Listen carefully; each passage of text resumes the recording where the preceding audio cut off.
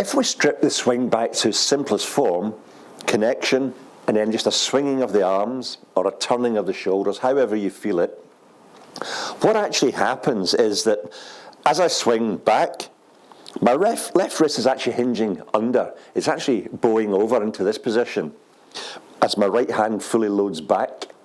And as I go the other way, the complete mirror image is happening. Left range hinging back in itself and right hand bowing under. There's no reason at all to manipulate the club and to try and do things. What will happen, inevitably we do this, we end up in the wrong position further back. So all I'm doing is swinging back and forward. Then when I take a club into my hand and do exactly the same, the results, as we see, are, as I go back, I feel as if my left wrist is still bowing under the club, right hand fully loading back, and as this hand loads back, it's really pushing my right elbow into the side.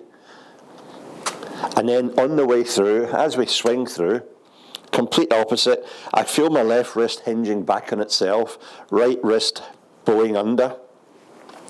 And this really, if you think about it, it allows the club to really zip through quickly. So I've released that energy really straight after impact. The best players do this, well, as soon as possible after impact. Somebody like Dustin Johnson, you see it happening. And even with a driver, he's fully loaded back on himself, even at this point. So back and forward. And of course, what then happens is my wrists have loaded into this position where this arching here, and is allowing the wrists to hinge onto my thumb. And this is where the pressure now builds up. And it's like thinking about the club and the hands and the wrists under tension as opposed to trying to hit the shot with tension. It's a completely different concept. And when we do this, we're really storing maximum energy, which will then be delivered through impact. Ben Hogan talked about this pronation of the wrist at impact. Now, you don't actually try and do it. And if you're in the wrong position up here, if my wrist's all cupped over and bowed over, I come down, I'd have to sort of do a lot of different movements to try and get into that position. It's never going to work.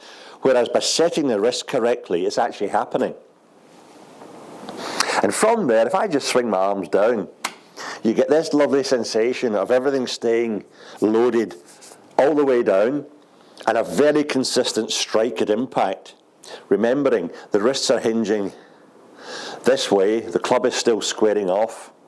If I try and manipulate, and my left wrist sort of bows over, or I think they call it cupping over this way, what's happened is my wrists are floating, there's no real pressure anywhere, and you can see it here. If I cup over, what's happening to the club face, instead of hinging like so and staying square, it's actually opening up.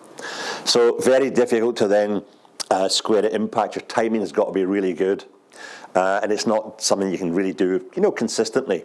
So remember, it all stems from this position here, keeping the arms together, swinging back and forward, feeling how the wrists are actually hinging. The dead weight of your hands is working for you here.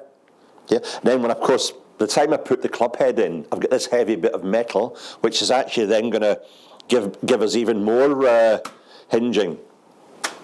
But the feeling very much is under the shaft there, left wrist bowing, which really gets us into this position at the top, right elbow's tucked in, and then, of course, on the way through, bang, that full release is happening.